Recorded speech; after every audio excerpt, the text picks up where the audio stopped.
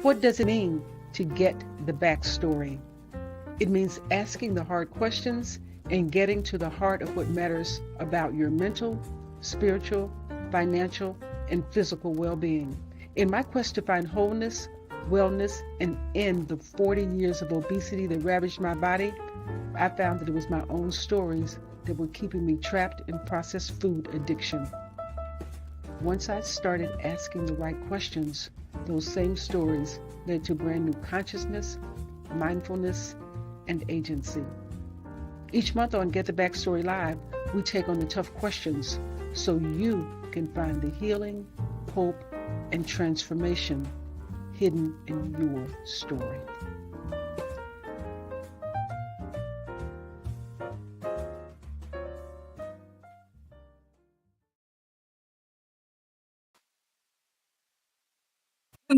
Hello, everyone.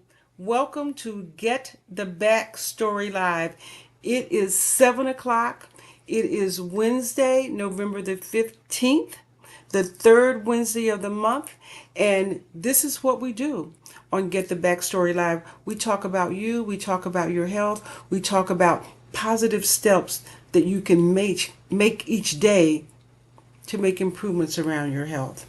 I am so glad you took the time to join us tonight because you could have been doing any number of things. Tonight is a special broadcast. It is a special broadcast because this month, November, is a special month.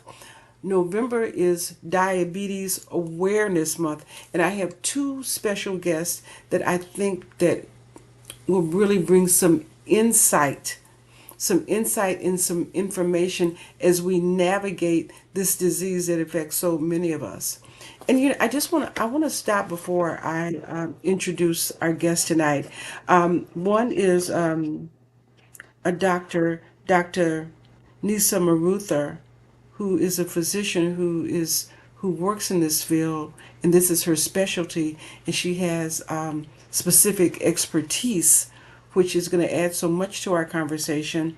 And our other guest is Kevin Cross, who is someone who is living with diabetes. So we have perspectives on both ends of the issues. But I want to stop for a second and just tell you something really personal about diabetes. As I have navigated my health journey for the past 4 years, losing and gaining over 700 pounds over the past 40 years, and finally, over the past 4 years, getting to a consistent weight. I have often talked about how I didn't have diabetes, I didn't have high blood pressure, and so I was able to convince myself for a while that nothing was wrong. But I went to see my primary care physician just a couple of days ago because I want to share with you that I had an issue. I had an issue that I needed to go see her about. I needed to go see her about. I had a swollen a swollen a swollen salivary gland that was creating some problems for me. I went to see her, and she was going through the checklist on my chart, and she's like, "Oh my goodness! So that the last time you were here, I see that you were pre-diabetic, but your numbers look fine now. Your weight is good, your blood pressure is good, all of that is good, and we've got some blood work in from you from another doctor."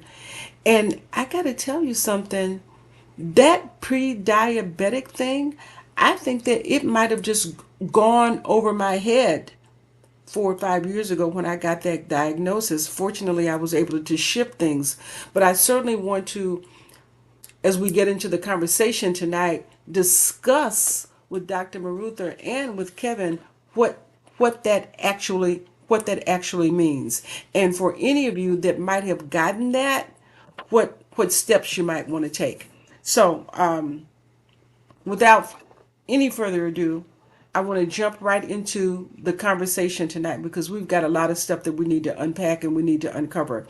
First, I want to bring on Dr. Nisa Maruther. I want to read a little bit about her and let you know who she is.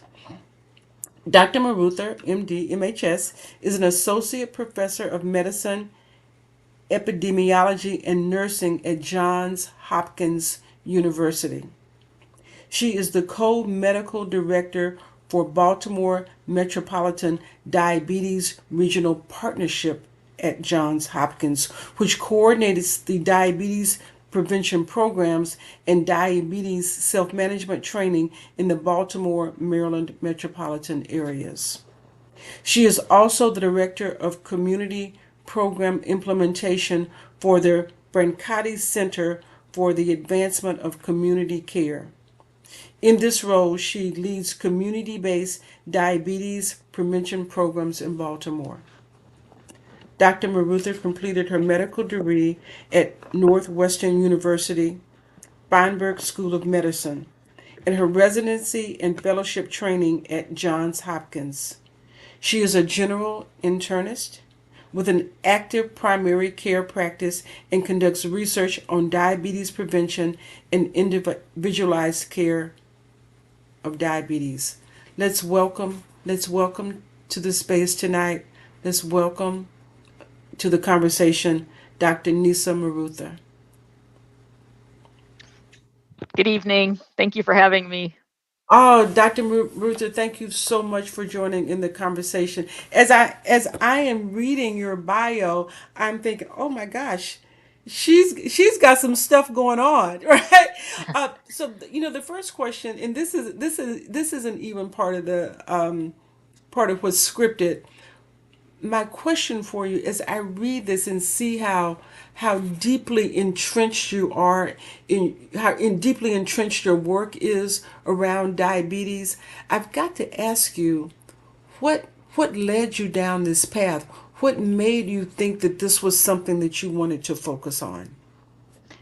Well, thanks for asking that. It is something that I talk to my trainees about because I think it's important to know what drives you and make sure that your career ends up being consistent with your values. And I became interested in diabetes a long time ago. So when I was a kid, my dad was one of four endocrinologists in Arkansas, where I grew up, and so people would drive hours to see him. And endocrinologists are the specialty that focuses on diabetes and other endocrine conditions, but diabetes is one of the main ones. And he had me working at his practice by the time I was 14. Long story short, I saw everything that diabetes was, at least from the standpoint of a teenager and then kind of young adult. I continued to work there in the summers and had a variety of roles, mainly like filing, clerical stuff, filing insurance, learning about rejections, learning the reasons that people were able to get the care they needed or why they didn't, and the hardships that diabetes brought. And I thought, oh, I'm going to be an endocrinologist because just like my dad, I care about this condition. And then when I got to my residency training, so my medical training, I realized I wanted to do primary care because I really enjoy the longitudinal component. I really like to get to know people over time. And but still, diabetes was very interesting to me because there's so many factors. Some of them are controllable, and a lot of them aren't. And so I really wanted to spend my time on that. And the diabetes prevention program, which I hope you asked me about tonight, was actually there was a trial that was stopped when I was a medical student. It was stopped early because the intervention was so successful. And that day, I was in the endocrinology practice when I thought I was going to be an endocrinologist, and I said, "That's what I'm going to work on." And 20 years later, I finally got to do it. So that's what I focus on. But I still like to see primary care patients. So So I thanks. Okay, so we're gonna bring Kevin on in just a second. But when you mentioned that you grew up in Arkansas and you were involved in your dad's practice, I'm from the South too. I'm from Texas, so I'm your I saw neighbor that. from the Yeah. I'm your neighbor Yeah. from the South. Yeah. And as I think about, hi Kevin, thank you for jumping on. I'm gonna get to you in just a second. But as I think about even the title and the spotlight of the show tonight, sugar ain't always sweet and why it matters. I remember growing up in in the country, in the South, in Texas, right, in the 1960s, in the 1970s, and you can look at me, you can see I'm a black woman, right, and I know how this disease impacts my community. Hmm. And I remember so many conversations where I would hear people say, "Oh, that's so and so, and she got the sugar," Hmm. or "they got the sugar," or "I went to the doctor and they told me I got the sugar," and that was, I mean, I didn't always really understand it, but I knew that having that wasn't a good thing. I mean, Yeah. it wasn't even really called by what it actually was, and what it actually meant in terms of its impact on your health, and it didn't even seem back then that there was a notion that people could do anything to change Yep. it, that it was inevitable, that it was just something that happened, that you didn't have any control over that. And there was this sense of powerlessness around it Yep. that always kind of concerned me. Can you Hmm. speak to that a little bit? Yeah, I will. Thanks for bringing those issues up because that is exactly why the day that trial was stopped early, I decided that's what I wanted to work on. So I didn't mention one thing that was important, which is why my dad became an endocrinologist. Everyone, I'm Indian or half Indian, and everybody from the subcontinent, my dad was from there, and everyone in his family had diabetes and complications. Everybody had, we can talk about the complications, and Mr. Cross certainly understands what some of those things can be, and that's why he did it. His mother had it, his father had it, his brothers, and they all had issues with it, and so that's why he was interested. Um, but in addition, I grew up in this medical establishment where, getting my training, where we thought medication was the best thing. Like I spent a lot of time in medical school learning about pharmacology and how drugs work. And then I'm sitting there one day in the clinic as a third year medical student, and they stopped this trial because the lifestyle intervention was so beneficial. It was better than the drug metformin for preventing people from developing diabetes. And that was shocking to me. And I think you're right that there's been a sense for a very long time that there's nothing you can do about it, but there is, and that's really what was inspiring to me. So thanks for asking. Yes, yes, yes, yes. Oh, Kevin, Kevin, thank you so much. I see that you have shown up. I want to make sure that before we start the conversation, that I just read a little bit about your bio and your journey and share with the audience who you are. Okay. I so appreciate you coming on tonight and sharing your story and sharing your work and sharing your journey. I just know that it will be so inspiring to so many people. Thank you. So let me introduce you to Kevin Cross. With over 30 years of experience working in various industries, Kevin has developed a strong skill set in business development, strategic planning, and project management. This is the professional Kevin that we're talking about. We're going to get to the personal Kevin in just a while. Currently, he is the CEO of CMC Essentials LLC and the creator of the Essential Cane Keeper O. The company was formed because of the storage problem for holding for for the folding white cane that Hmm. blind and visually impaired individuals use. He has partnered with the blind industries to manufacture this product, which allows for his customers to navigate the world with confidence. Through his efforts, he has successfully overseen the development of the Essential Cane Keeper from inception to production and sales. He is also a member of the National Federation of the Blind, the American Council of the Blind, and the lead member of SUN, See Us Network, a support group for patients that are newly blind or have low vision. So I want to stop right now with that introduction, Kevin, and give you an opportunity to share your story with the audience of how you even got to this point. Would you be Well, willing to do that? absolutely. Well, my journey started over 25 years ago um, with being overweight, not watching what I ate, and uh, drinking more than I probably should have. I went to a birthday celebration and was drinking some mojitos, which is very high in sugar. And I apparently had a diabetic, was going into diabetic shock and didn't realize it. Until the following day, I decided to go to the doctor, and he told me that my sugar was over 500, and he gave me some medication and told me if this didn't bring it down, we're going to have to hospitalize you. Right then, I made the decision to make some drastic changes in my life. I decided to work on eating better and losing weight. And over a short period of time, those things started to help me. I was at that point wearing a 48 waist. I lost over 80 pounds, now down to a 36 waist. And I have maintained that for the past 15 to 20 years now.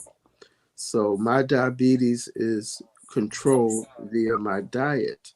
I was only taking a small dose, a pill, for my diabetes back then, but it is regulated through my diet now. I still, of course, have to monitor my sugar, but things are much better. The only issue that came up is the fact that I started losing my sight. I just thought it was, due to old age, uh, just things were getting foggy and unclear. And when I went to the eye doctor, they informed me that I had what is called proliferative diabetic neuropathy. The veins in my eyes were growing, but weren't strong enough to attach. So they were bleeding out behind my eye, which was causing the blurred vision and, enabling me not to be able to see clearly. And this process started in actually 2014. I had a little episode where I actually thought I was maybe going through a stroke, but I was having some issues with my right eye, and they did some surgery on my right eye. And I actually did not realize that I was already legally blind in my right eye because I never closed my left eye just to look out of my right eye. So I still thought things were fine. 2015, I'm sitting at my desk reconciling accounts as I normally do, and things were getting fuzzier and unclear. I tried enlarging the print on my screen in my computer. I ordered a magnifier to put on my computer, and nothing really seemed to work. So I did go back to the doctor again, and this time I was told that the problem was permanent and it was not reversible. I would be losing my sight in my left eye as well. They tried, did some laser surgery and what have you to stop the bleeding. But at that point, it was too late. As I said, I got my diabetes under control over 20 years ago, but the disease had already affected my optical nerves because I lost my sight 8 years ago. Yeah. So, Dr. Marutha, when you hear Kevin's story, what do you hear? I mean, I heard that over 500, and I'm like, oh my God. So, as you listen to it, I could see you nodding your head, and I could feel some stuff going on with you. Can you share that? Yeah, I mean, there were several things. I actually wrote a few things down because I was hoping they'd come up. I think the first thing that came to mind was how the strength that you sound like you have just from telling the story in the calm way that you have, and your recollection of it is just perfect in terms of explaining kind of the things that happened along the way. So thank you for sharing. I appreciate that. Oh, Um, you know, I think that one of the things that is remarkable or worth noting is you brought up the fact that you made a lot of changes. You got your glucoses under control very quickly, it sounds like, and have done that, maintained that for a very long time. And most people who do that don't end up with the kind of problems that you've had. But it really reminded me to bring out at some point tonight that with once you have diabetes, blood sugar, I think you're probably thinking this is not everything. The hemoglobin A1C is not everything. I mean, your blood sugar numbers matter, and if you don't get them under control, it's a problem. But there are lots of other things that I see patients with diabetes who they, probably don't focus on, like blood pressure. I mean, high blood pressure is probably one of the other things that, and I don't know if you have that or if you want to share that, but that definitely can contribute to the complications of diabetes as well. The other thing that jumped out at me is the lack of communication that you described, maybe with the providers you saw, that you had that much vision loss in your right eye and didn't know that it was that severe. I don't know if that you were getting at that or if you feel that way. I do. But I do. I actually yeah, considered filing a suit against the first doctor yeah, because he he didn't explain to me at all what was going on or yeah. what I was facing in the future. And And it was a very frightening thing when I lost my sight 8 years I ago. I Um, can't imagine. I can't imagine. yeah, And I think that, you know, for in medicine, a lot of the time, you know, the doctors know a lot, but we don't know everything, and certainly just knowing enough is not enough. And so communicating it, it might not have changed anything at that moment. I don't know what it would have changed. I don't know what happened after that. But the fact is that I feel like it's my responsibility at a given time to tell someone what I know and what they can hmm do for themselves. And certainly it's easy for me to say that, in retrospect, for you. But I think it speaks to the role that knowing your condition and advocating for yourself, and not that that would have changed anything here, but you can't just go to your provider, unfortunately, and expect that you'll get all the answers and that they'll take care of everything. Because sometimes people are just focused on, this is the disease, this is the treatment, we're finished. right, I'm not saying that's what happened in this case, but it made me realize that's why I wanted to do primary care and not necessarily focus on one thing, because I feel like you need to look at the whole person and realize, like, oh, this is a young person in front of me whose vision was perfect before this. And now there's like severe damage in this one eye. I should explain to them, like, maybe I'm seeing it every day and I'm seeing lots of it, so it doesn't phase me. But the fact is this is a hmm big change for this particular person, yeah, and they need to yeah, know what's coming. And I think that's an important absolutely. thing to So, understand. so Dr. Marutha, Kevin, as I think about this disease, as I think about diabetes, I think about diabetes awareness, I think about how it impacts us all and how it impacts so many. The one thing that is so striking to me, and I'd like for you both to address, is that in many cases, this is something that is preventable. And we hear so much that it is preventable based on lifestyle. There's a piece of me that thinks that it's not even lifestyle that makes it preventable. It's something even deeper than lifestyle. It's something as deep as our belief system. And Kevin, you talked about when you were just like hit in the face of the consequences of this disease. You made some changes pretty quickly, and you made them, pretty dramatically. And I know, Dr. Ruther, you want to talk about prevention, and this is all in that space. But something that kind of is in my head is that even from growing up, and as we talk about diabetes, we know that this is a disease that wreaks havoc on our systems, right? We know that hmm that is dangerous. I mean, we know it logically as a people, as a culture, as a group. And Well, I and, think and in many places we kind of know, that eating certain things contributes to it. Yet we don't stop. People don't stop in spite of knowing that until something maybe catastrophic happens. So Right. Kevin, please continue, because it sounds like you got something bubbling up you got to say. Yeah, well, like I said, when I found out that my sugar was high because of my being overweight, I did work hard to make those changes in my life. One of the things that I did not do was have my eyes checked regularly.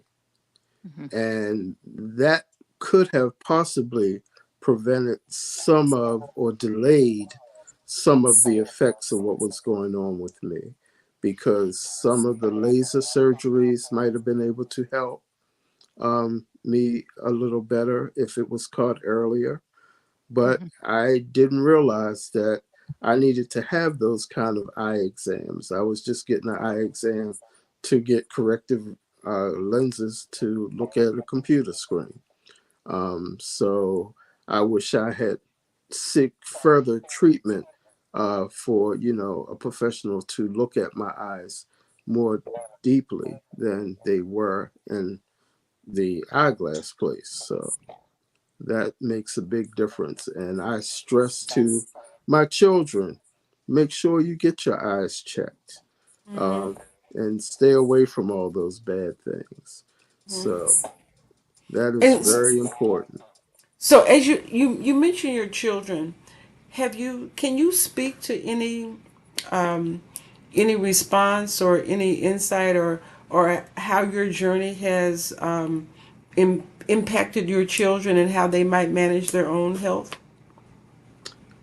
Well, I think they look at me in a very positive light because um, when I lost my sight, I was devastated. I sat around probably for about 6 months, not knowing what I was going to do, how I was going to do anything. And now, or shortly after that, I figured out that, I can still do anything I need to. I just have to do things a little differently. Um, but I do always let them know that you need to make sure you are getting your eyes checked regularly. Diabetes does run in my family. My grandparents both have diabetes. My mother, who will be 87 next week, she takes insulin for her diabetes. So, that's something that we all have to be very conscious of and keep a track of. And I definitely talk to my children and even all my friends to make sure that they're taking care of their eye health, so that they don't face what I face. Hmm. So, Dr. Marutha, would you? Kevin said something that struck me. He talked about diabetes running in his family. Hmm. Can you speak to that? Can you talk about that? I mean, this. I mean, is it? I mean, can you talk? Can you break down for us diabetes one and diabetes two that's running in this family? Is it Hmm. genetic? Is it hereditary? Or is it? Does it run in families because this is what my grandmother ate. This is what my mama ate. This is what I ate, but I don't realize I can change it because I think this is just what we do. Can you kind of Yeah, sure. pull that apart for us? Yeah, this is actually an area I was really interested in, because you guys are bringing up important points about diabetes, and one of the reasons I was interested, kind of as a physician, as a scientist in diabetes, because it affects every organ. Um, but as I went through my training and understood the determinants better, um, we know that it's not all just your biology through and through. And so what we know, and actually I spent like a large the first 5 years of my career so forth, really focusing on the genetics of type 2 diabetes. I'll get back to type 1 and type 2 briefly, but so we really think that type 2 diabetes, which is 95% of diabetes that we see in the US or across the world, actually, is 50% is probably inherited or genetic. Like it's passed down in your genes. But the risk, there's no like one gene. There are probably 100 genes that confer a very small amount of risk. So it's not like just because you have that genetic risk means it's all done. The other 50% we do think is really the environment you're in.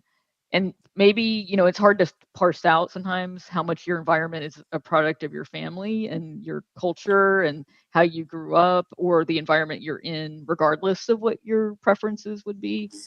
But we think the other 50% is modifiable, or modifiable things. It's not the same for everyone. One point that I wanted to bring up when you were asking me what I was thinking when I was listening to Mr. Cross's story was that diabetes, one of the things that we really don't understand still is it's different for everyone. No one's one case is the same as everyone else's. So I was surprised to hear on average, that he had this issue with his vision after having fairly well controlled diabetes, because there are a lot of people who wouldn't. But the fact is diabetes is very variable. So some people have a stronger family history than others, and it's probably more genetic for them than others. But on average, 50-50. Do you want me to talk about the type 1, type 2 Yes, briefly? please, Okay. please. Yeah, so there are several types of diabetes mellitus, which is all just like having a high blood sugar or glucose. Type 2 is 95% what we see, and that's what we mainly see in adults. And it's really where your body doesn't use insulin very well, and it also may not make it that well. Type 1 is what we typically see in children, although some adults can develop it. And that one we think is more of an autoimmune condition where the cells of your pancreas are being attacked by your own body. So it's an autoimmune condition like lupus or another autoimmune condition that you may know. And basically, the pancreatic cells that make insulin can't make insulin. They're dead. They've been attacked. And so then you just don't make any insulin and you have a total insulin deficiency. They look different, but sometimes for people with type 2, they can have both issues, insulin resistance and insulin deficiency.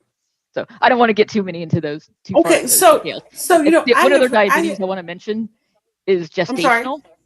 Can I mention gestational diabetes? And the reason I want to bring that up is that a lot of people, and I think this goes back to what you were saying about prediabetes and what Mr. Cross was saying about not having symptoms and not really being worried about things generally. Gestational diabetes is diabetes when you're pregnant, only when you're pregnant. You didn't have it before, you didn't have it after. It causes there's a high risk that you'll develop it down the road. But it's another type of diabetes. So I just wanted to put that out there because people who have had it definitely need to be aware of their risk down the road. So I have a question for you, Dr. Maruth, and this is a particular interest to me just because of my own personal journey, and it is about the connection between diabetes and this toxic food environment that we live in, and it weighs so heavily on me that sugar is in everything. Well, not everything, but everything. In places where you don't even expect it to be. I mean, a couple of days ago, I bought some nuts. I bought some cashews. I looked at the ingredients, sugar, and this whole notion that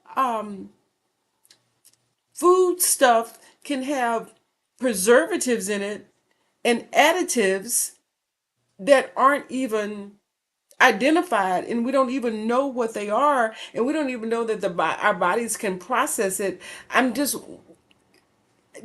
I'm wondering how all this plays into how we navigate prevention around this issue, because all of this is swirling around. Yeah, I mean it's a tricky question because it's very, as you know, because I know that you've thought about this quite a bit. It's hard to show that any one thing like aspartame or NutraSweet causes a problem because it's such a small component of whatever you're having it, but there's a small component of whatever you're having, and I'm just calling that out as one thing, but I'm not trying to single it out. And the kinds of studies you have to do to prove that one thing is causing a problem are nearly impossible to do. I won't get into the details, except for to say you need a lot of people, and you need perfect ascertainment of that exposure. You need perfect ascertainment of the outcome, and it's hard to. And if the risk is there, it's probably low. It's not deterministic, but all of that is to say that we may never have the evidence that any of these things are the root of a problem. But the thing we do have to look at is that over the last 50 years or so, a lot of things have changed in terms of our environment. Our environment has consisted of, made it easier for us to be sedentary and made it easier for us to consume large quantities of food. And we know that people who sell us food want to sell as much as possible. That's their business. It's understandable, but they're going to put stuff in there that keeps you coming back. And so that is, and then you eat certain things, you crave them, and you want them again. And it's hard to prove that sometimes scientifically. And so, as a physician, I'll never say, oh, you should never eat X. You should never eat a processed food.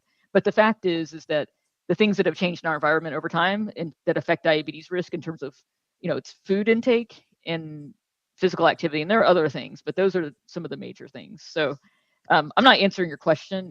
I think I'm trying to But that validate that the that's fact that we need to know about this. That's okay that you didn't answer it directly. Well, there's not an answer exactly to it, unfortunately. That's okay that you didn't answer it directly, but I think you touched on it enough. You touched on it enough that I just want to say, is me as an individual, as the host of Get the Backstory Live, as someone that has a new consciousness about why we should eat, what we should eat, and how we should eat, how we need to eat to protect our health, and just make some real conscious decisions and understanding that food should heal us and not hurt us. Right? Yes, That food that yeah, food is medicine. I totally agree with you. And that's, the main thing I do when people come and ask me about, oh, taking this supplement and that supplement, I'm like, if you have a deficiency, you should. If you don't have a deficiency, the best way to get your nutrition is through whole foods. And Mm-hmm. there's no, and that some of that's intuitive, and and some of it's never going to be proven, but it's hard to imagine. I mean, there's a question here in the chat about the See it. bioengineered ingredients. Yes, can you speak to that, Dr. Marutha? This bioengineered, because it is a term that frightens me, quite frankly. Yeah, I mean, I think that the lace ingredient. Yeah. So I think that folks can see that on the screen, so they'd be able to see that there's questions about bioengineered Mm-hmm. ingredients. I Mm-hmm. mean, I can't tell you I know what that is. And the reason is that sometimes these are proprietary things that are in there to either preserve the food or make it tastier or make it look a certain way. But it means bioengineered means it was engineered to some extent.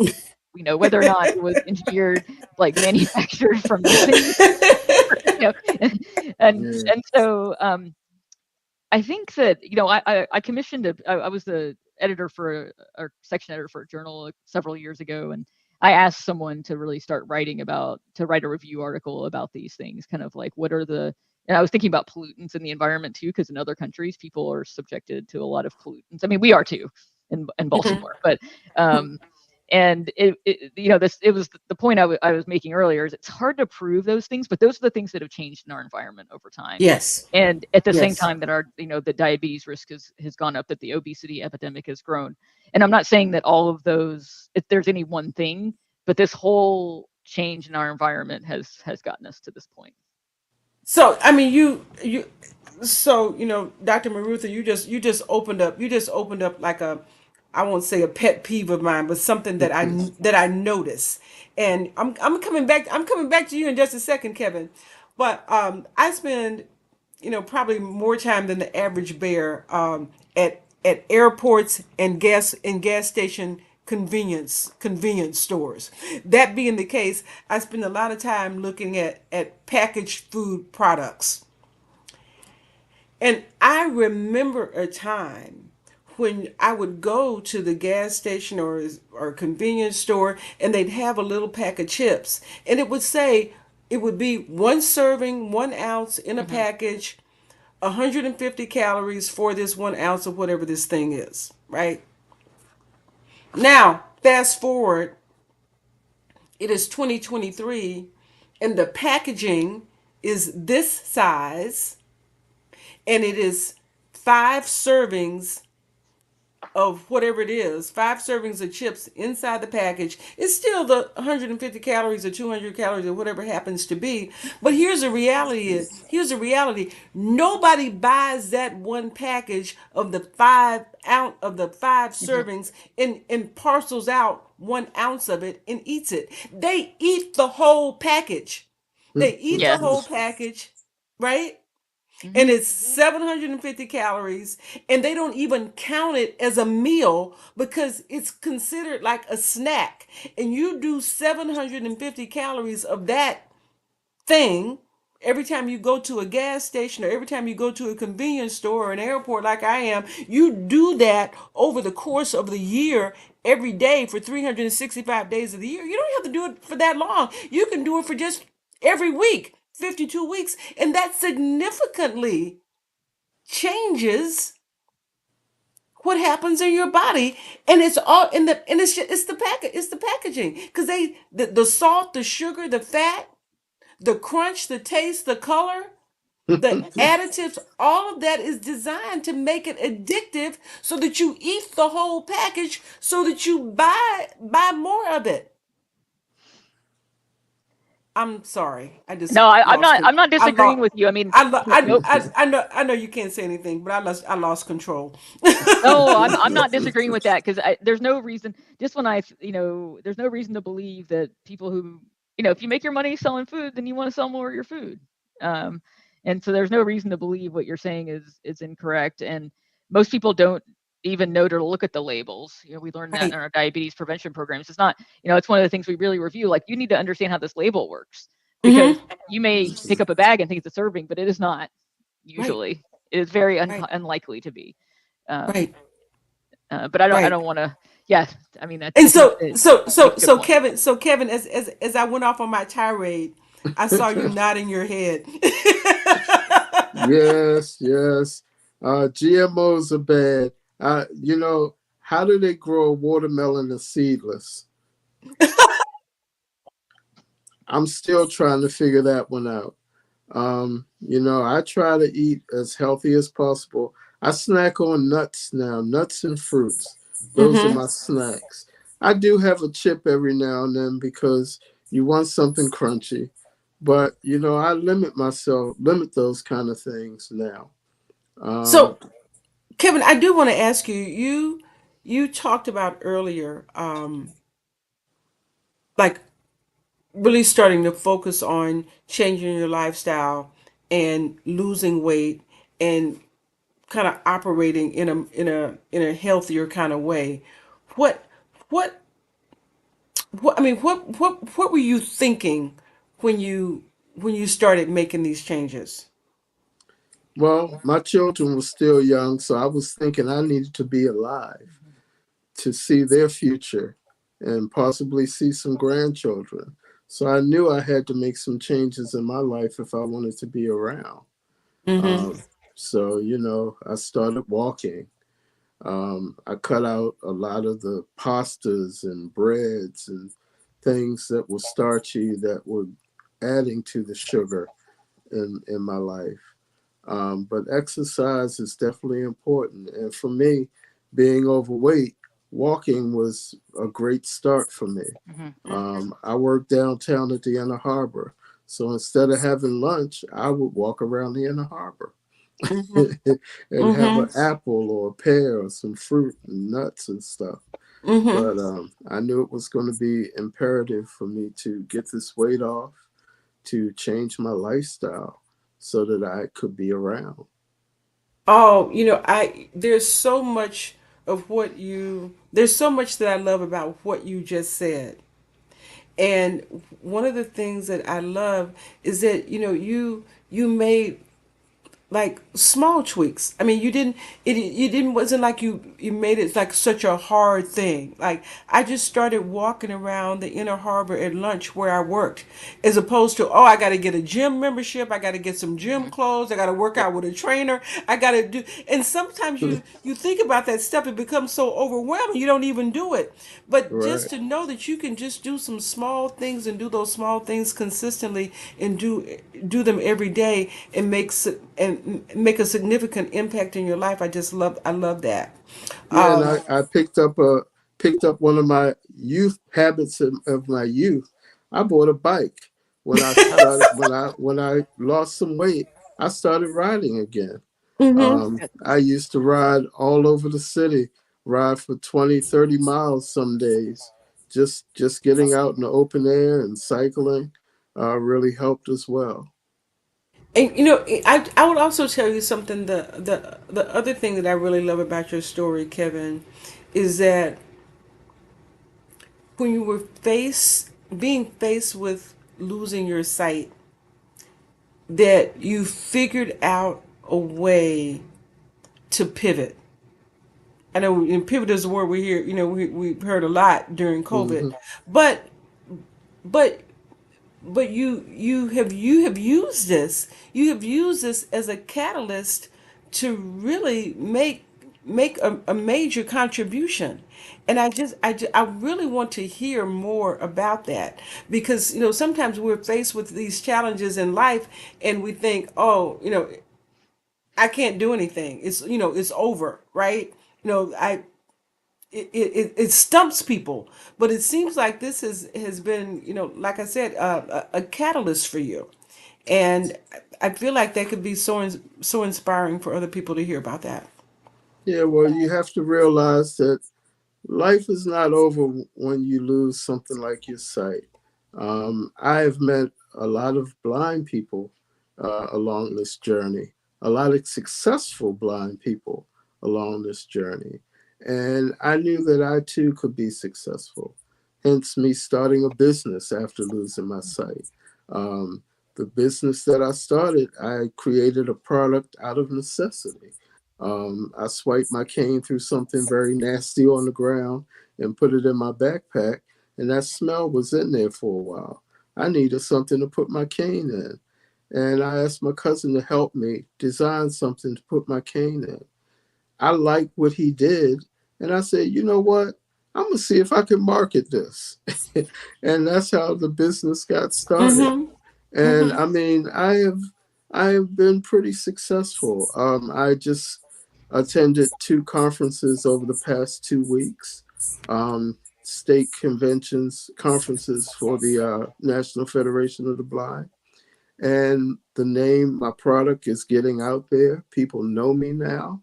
Um, and, I'm trying to show others that, hey, if you have an idea, go with it. I work with the support group, Sun. We started the support group, I guess, about 5 years ago. And I know that I have figured out how to do a lot of things. And I can help some others figure those things out. There are a lot of people who get very discouraged when they lose their sight, especially at an older age. I was 55 when I lost my sight. So it was not easy. It was not an easy thing. But, I found a way to make it happen. And I try to help others understand that your life's not over because you lost your sight. You just have to do things a little differently. But there's nothing you can't do. Mm-hmm. You just have to find another way to do it. So were you a business owner before you lost your sight? No, no. Okay. I worked for an investment management firm, um, doing portfolio accounting. So this business thing is a new venture Mhm. for Okay. me. All right. All right. All And right. you know how Steve Harvey says sometimes you just gotta leap, and that's what I did. I leaped. I leaped right into it, and I'm still working on some other projects. I'm hopefully working on another project with another blind individual. Can't really talk too much about it right now, but I think if this project comes off, it's going to be a major change for a lot of folks in the blind and low vision community. So, Well, just whenever it jumps off, Kevin, whatever it happens to be, I hope that you will come back and share it with us. I I most certainly certainly hope. will. So, Dr. Marutha, I want to circle back to something we talked about at the beginning of our conversation, and that is about prevention. I mean, we've spent a good part of this, hour, and our time is going short, or Mhm. just talking about diabetes and the space that we're in. But can we talk about prevention, about what we can do to get ahead of this thing, and leave listeners with some direction, some guidance, some insight around that. That would be my pleasure. I'll say a few things and let you maybe ask me some questions so I don't talk too long. Okay. Okay. So the first thing I want to say is that people need to know their risk. Part of the reason we're excited during Diabetes Awareness Month is we want people to know about diabetes, but also how it's diagnosed and get screened for pre-diabetes. Most providers, so we've done a lot of work on this in my group. A lot of providers, doctors, et cetera, don't know, don't remember to screen. And so you need to ask for that hemoglobin A1C test if you think you're at risk, or ask if you are at risk. And I can talk about the risk factors if we want to talk. You guys have brought up a bunch of them, but get tested. If you have prediabetes, you should be getting it tested every year. If you don't have prediabetes, say your numbers are normal, you should check it at least every 3 years. And people who've been told, so there's a study done frequently where people who have a prediabetes level A1C, so their blood test is consistent with prediabetes, only about 20% or so know they have prediabetes. There's a total lack of awareness. So the fact that you go to your provider and they order a test, they may never get to telling you like that said you had borderline diabetes or prediabetes, because maybe you're talking about other things, or they think, oh, that's not a condition yet, let's not worry about it. That's why I want to get that out of the way.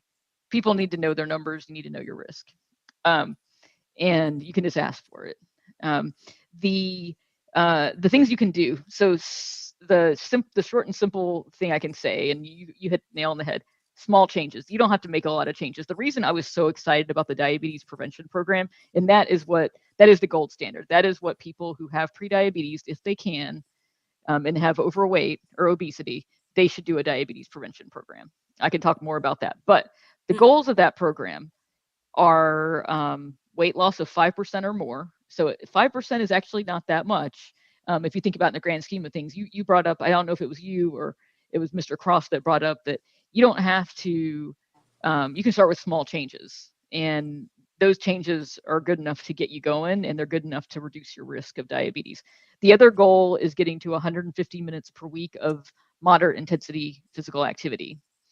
That brings me back to something else that one of you said, which is most people know what's healthy and what's not healthy to some extent. They may not know to look at the nutrition label and understand the facts, but people have a sense like, yeah, this bag of potato chips is not as healthy as me having some nuts and fruit. The reason the diabetes prevention program is helpful, and most people know they should be exercising and be more active. Nobody thinks, oh, then it's better for me not to be. But the issue is, why don't people do it? And people don't do it because it's hard. There are lots of reasons. You've explored many of them on your journey, and both of you. But the fact is that it's not one of those things you can just decide to do one day. Everybody has to go through their own process, understanding why they want to make the changes, what kind of changes they can make. And even then, your environment may not set you up for that. I mean, you brought Yes. up like what, growing up where you did in rural Texas, and I saw the same thing where I was growing up is not everybody has access to everything. I mean, I see it's here in Baltimore. Not everyone has access to everything. And the fact that you want to be active, you may not be able to be. But going back to the DPP, the Diabetes Prevention Program, the thing about it is it's like a year-long program. It's mainly group-based. So you get in a group with people for a year who have prediabetes. You have a coach who's trained. We have CDC certified coaches, and they facilitate these discussions. It's not like, oh, you should eat this and not that, and you should do this activity and not that. It is, here are the goals. How do we get there? And each session has a specific topic. But the idea isn't that we tell you what you should be doing. It's how do you get there, and you help each other get there. And it has been the most rewarding thing I've done in my career. I don't lead these groups. I'm not, I'm a physician. I'm not a good coach, but it's what I spend a lot of my time on. And the CDC has established the National Diabetes Prevention Program There are programs in every state. Medicare covers it. Medicaid covers it in several states. More insurers need to come online. But if you go on the CDC website, there are probably somewhere north of 1,500 programs across the country, and we don't get enough people. People don't know about them. They don't know diabetes is preventable, and they don't see themselves, and because they don't see prediabetes as a condition. Yes, It's yes, yes, that's what I'll say to yes, start, because I just talked for like yes, 5 minutes, so I'm yes. sorry.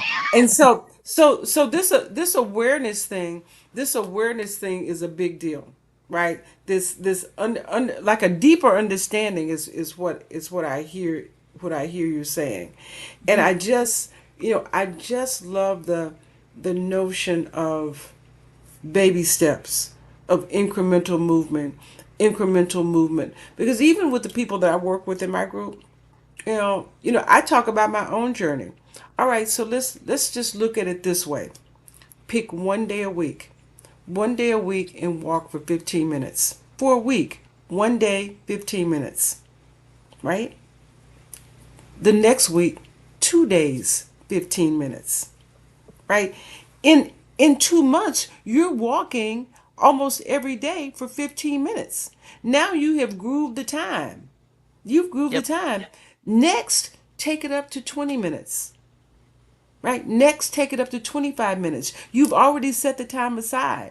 But it's not making it a big deal. And at the end of the year, you have completely transformed, right? How you view exercise, how your movement, your activity. And it hasn't been hard, because you start off with 15 minutes one day a week in 5-minute increments. Not a big deal. Not a big deal.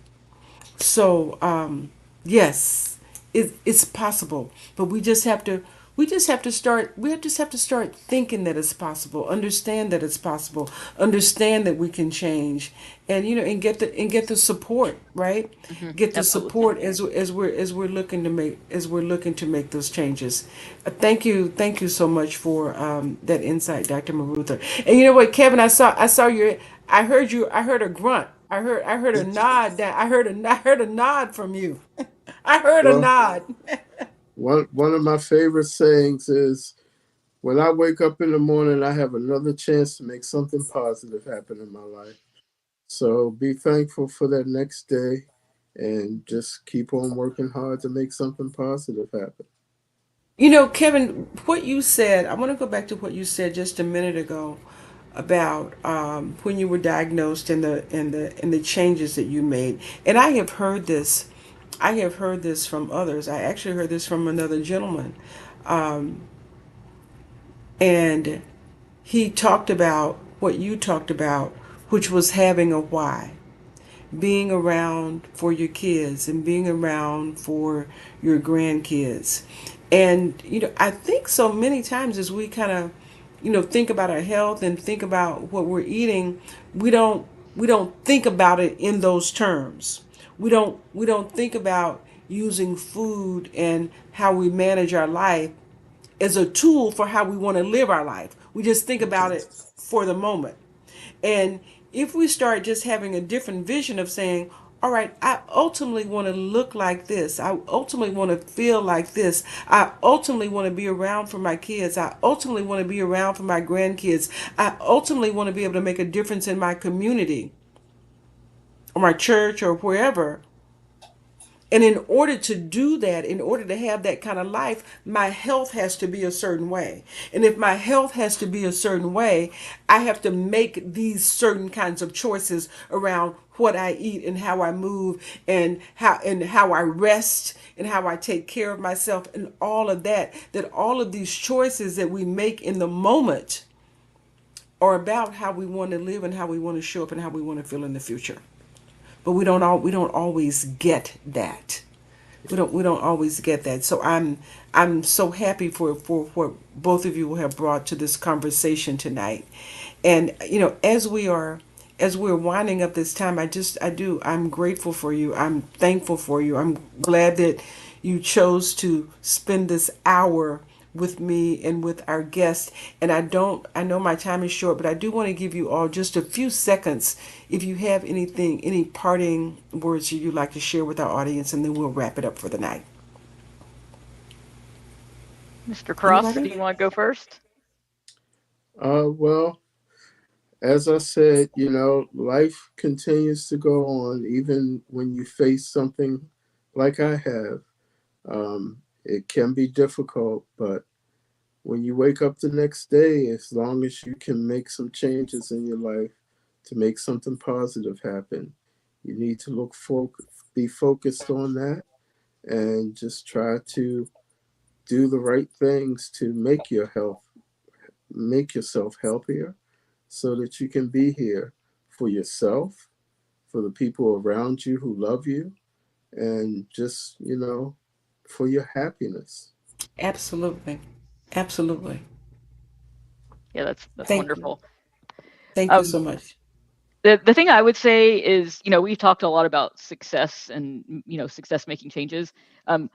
Everyone is going to have along their journey lapses, things that come up, and the idea is, that the whole thing's a marathon, it's not a sprint. And I think it gets maybe a little bit of what Mr. Cross is saying as well, but we've kind of presented some ideas about, you should do this, and these are the great things you can do. But the fact is every day is going to be, it's going to have different challenges. And so I hope everyone remembers that when you're thinking through these things.